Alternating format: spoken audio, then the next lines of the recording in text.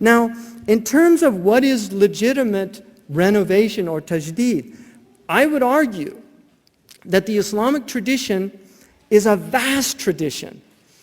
The Islamic tradition is largely unread. Even people now that are studying in madrasas, studying at Sharia colleges, do not go deeply into this tradition. This is simply a fact. One of the things, I'll give you one example.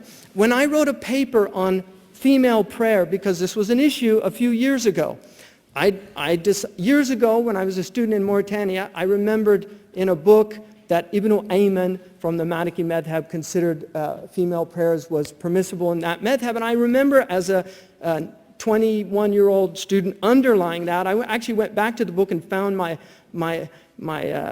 underlining that statement.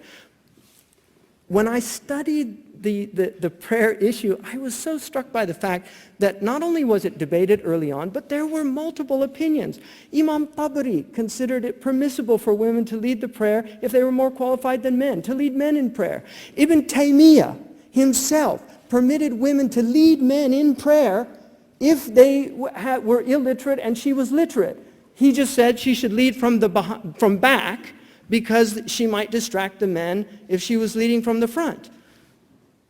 Ibn Taymiyyah permitting a woman to lead men in prayer. Right? I mean, this is the tradition. It's all there.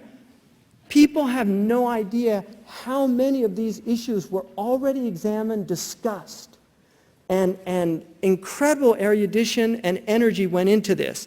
So if you look, I would argue that the Islamic tradition has within itself all of the needs to renovate the house. But it's going to take an immense amount of intellectual energy.